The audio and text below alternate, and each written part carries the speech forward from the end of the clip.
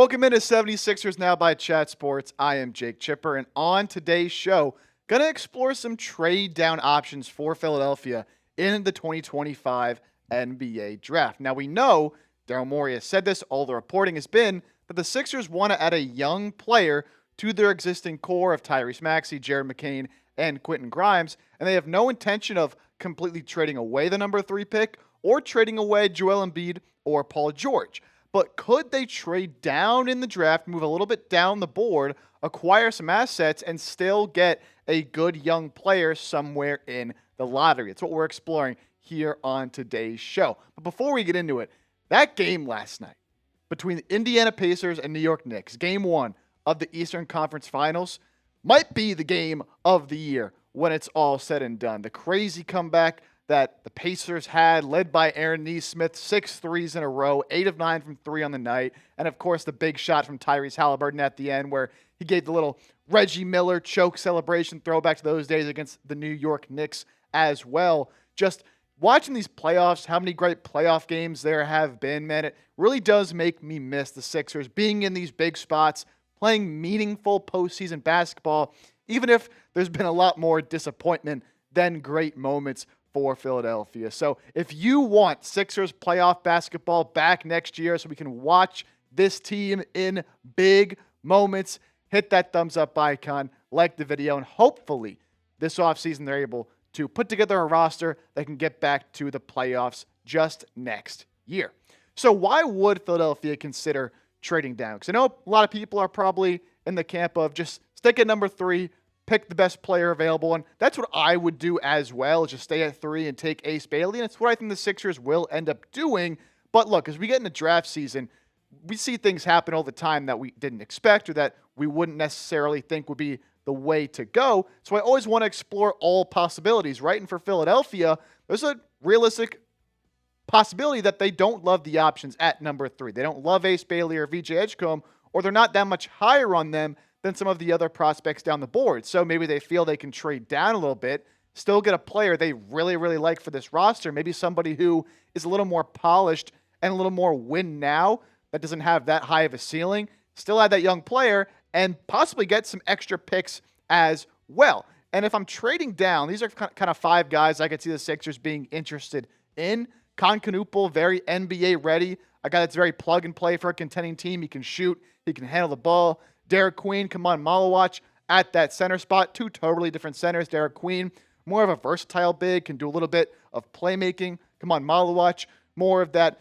typical old school style throwback center, going to defend the rim. He can get up and catch lobs. Egor Demin's an interesting option. We even talked about a lot of very tall 6'9" point guard who can facilitate concerns on the shot, but I think having a tall guard would fit well in this team. Doesn't really have that kind of skill set. And then I like Rasheer Fleming as well, the forward out of St. Joe's at 6'9", 240, 3-and-D wing, plays on that wing, plays big, and very, very skilled and talented, someone who could fit on the Sixers roster very, very beautifully.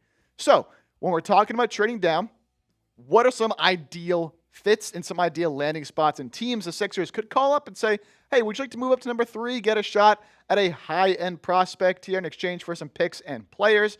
First team I thought of, the Utah Jazz there at number 5, a team that obviously had a chance, the highest chance, to land Cooper Flagg, but they fell all the way down to 5. Maybe they feel like, you know what, we have a huge surplus of draft picks over the next few years.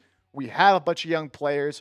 We're really looking for, another big-time piece that we think has a high ceiling, high enough to take a chance on trading up for. I mean, they had number 5 in this draft, of course, after sliding down, but they also have number 21, and then a couple other pretty premium first-round picks in the future, including a first from the Lakers in 2027 that is top 4 protected, and a 2031 Phoenix Suns first-round pick that is completely unprotected. So in this hypothetical scenario, I think you could trade down with Utah, give them number 3, Sixers get number 5, and it's not a huge trade down, so I don't think you would get too much in this scenario.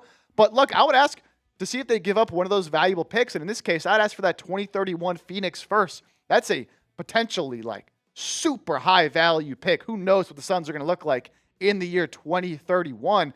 That could be a potential trade chip for the Sixers they could use later down the line. Even, as you get closer to that year and they are really bad, you can keep it, of course, if they're in that spot of a rebuild, or you could use it to attract a star to Philadelphia. That being said, I'm not in love with this trade. When I'm looking at trading down, I would like to trade down, get a pick, but also get a player that can help this team right now. And when I was looking, at Utah's roster, just not a lot of guys that really fit that mold. Of course, they have Lauri Markkanen, but the Sixers said they're not trading Paul George or Joel Embiid, and if you're not giving them up in this deal, you have no way of reaching the salary that Lauri Markkanen makes. So outside of him, there's no other players I could feel could come on this team and be in that win-now mold.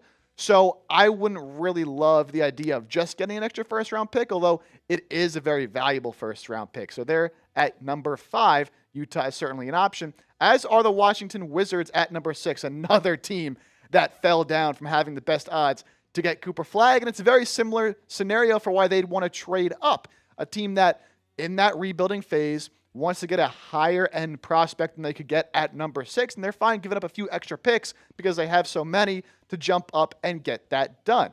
But similar to Utah, they don't have a ton of players that I love on the roster. So in this case, you trade down from 3 to 6, and you get a pretty good first-round pick as well this year at number 18. That way you can add 2 players on cheap contracts. We know cheap contracts are going to be important for the Sixers because they're paying Embiid, Maxey, Paul George, soon to be Quentin Grimes, a ton of money. They need players under team control that aren't getting paid a whole lot of money like Jared McCain. So now you have 2 shots at letting 2 potential rotation players on your roster. But once again, it's a team that doesn't have any players I'm interested in. And that's the ideal scenario for me, is that you get someone who can contribute right away, who's a little bit more older, an established vet, and take a chance at a younger player who could contribute right away as well if they're ready for that, but has more long-term potential on this team as well. But we got 3 more teams to get to, all of whom have a player that I would love the Sixers to go out and get in a trade-down scenario. So this is where things really start to get a little more juicy. But before we get to those, I want to know in the comment section right now, do you think it would be smart for the Sixers to trade down, or do you think they should stay at number 3? If you think it'd be a smart move to at least try to trade down the board a little bit, give me a Y for yes. If you think they shouldn't even be looking at moving down the board, give me an N for no. So Utah, Washington, 5 and 6. The next team that I think the Sixers could trade down with is the Pelicans there at number 7. Once again, another team that fell down the board farther than they had hoped. And they're a little bit of a different situation because New Orleans does have more talent than teams like Utah and Washington, a team that I think is a little closer to contending to be back in the playoffs. So in this case, I think because of the way their roster is constructed, they have a lot of young wings on that team, you could probably ask for somebody like Herb Jones, who I would love on this Sixers squad. Now, the Pelicans have said they're not really interested in trading him away.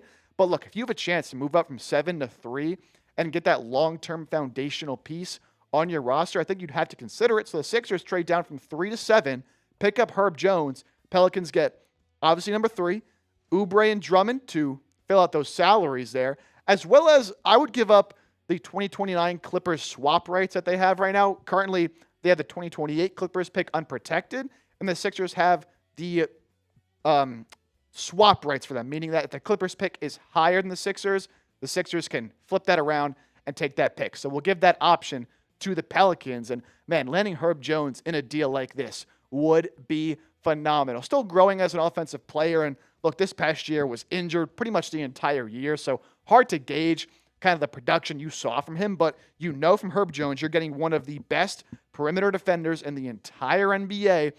And a player who just a year ago shot over 40% from 3 as well. A player that would fit perfectly on this roster. He's still young. He's under contract at a great price point, right around that $13 million range. And when I'm watching these NBA playoffs, like, you need these kind of guys that maybe they don't carry such a heavy burden offensively, but they can hit their open shots and they can defend. And the Sixers need more guys on this roster that can get it done on both ends of the floor. So if New Orleans is willing to part ways with Herb Jones in order to get up to number 3 to draft a more high ceiling prospect like an Ace Bailey or a VJ Edgecombe, I am pulling the trigger on that absolutely.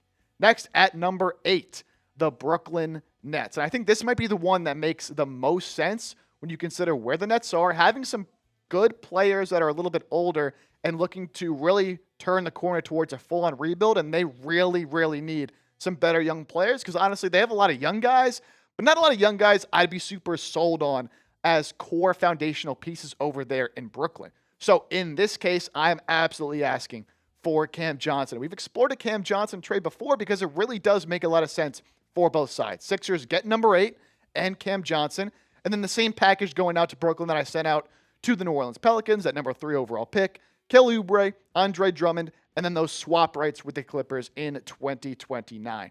Cam Johnson, a little bit of a different player than someone we talked about in Herb Jones. Not quite the defender, not really even close to the defender Herb Jones is, but a much, much better offensive player. We saw him go crazy against the Sixers earlier this year. I believe he had a 40-point game against Philadelphia. Someone who's going to shoot 40% from 3, whether it's catch and shoots, coming off screens. He can really do it all from the perimeter offensively, and someone that would fit in perfectly in the Sixers offense around Tyrese Maxey, Joel Embiid. He'd slide right in there at that 4 spot and give the Sixers this kind of high-volume catch-and-shoot three-point shooter that, again, they don't really have on the roster. They have some guys that can knock them down, but no one to the likes of Cam Johnson. Now, bringing in a Cam Johnson would complicate things a little bit. You'd probably have to say goodbye to Gershon Yabusele because of the way the cap works, and because Cam Johnson is making $20 million as opposed to Herb Jones, who's making right around 13. But look, I'd be willing to take that risk of losing Gershon if it means bringing in a player to the caliber of Cam Johnson, who we've seen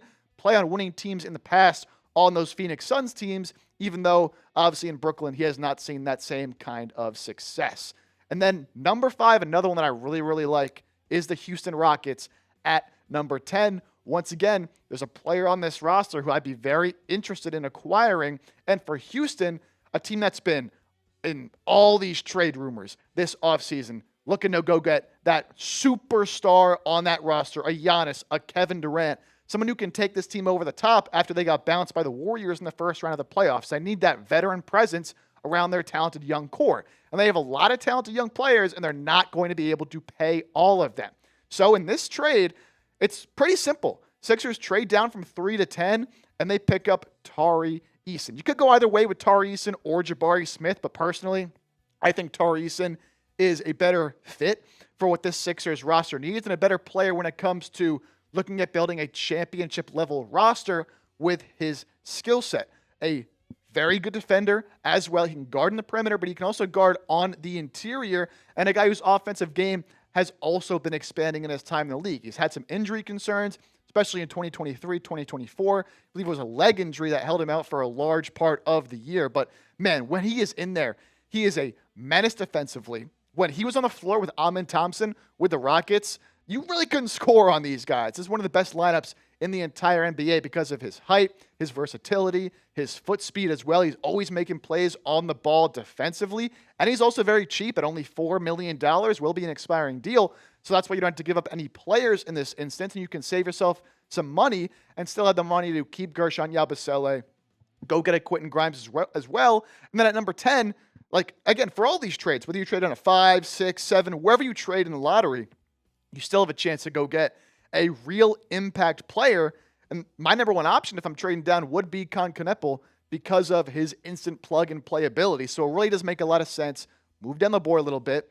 Let one of these teams come up and get that number 3 pick. And, you know, for the first 4 teams here, Jazz, Wizards, Pelicans, Nets, I think they'd want to take a player at number 3. But for the Rockets, the way you can entice them is like, look, if you're trying to trade for particularly a Giannis Antetokounmpo, you could use that number 3 pick, which is obviously more valuable than number 10, as a trade chip for Milwaukee. It can kind of become a 3-team trade in a sense that allows them to land Giannis. Sixers get 10, Tari Eason, and the Bucks, of course, get that 3rd overall pick. So 5 trade down options there that I think could be realistic for Philadelphia if they decide to go that route. Not sure it's the route I'd want to go, but I totally can understand it if the Sixers want more players that can help them this season, as Daryl Morey and Nick Nurse might be feeling on the hot seat as they enter next year. And they think, hey, we need a guy that can help us right now, or else we're going to be fired at the end of the year. So again, these are the guys I'm really looking at. Top guy is 100% Kon Knueppel. I like Rasheer, Fleming a lot as well on that wing, but all these guys could be in play. We're getting closer day by day to the 2025 NBA draft on June 25th, just over a month away. Counting down the days, man, to see what the Sixers end up doing with that number 3 pick. If you are excited for the NBA draft, hit that thumbs up icon, like the video, and be sure to subscribe because we will be live for the NBA draft. Turn on those notifications so you don't miss a thing.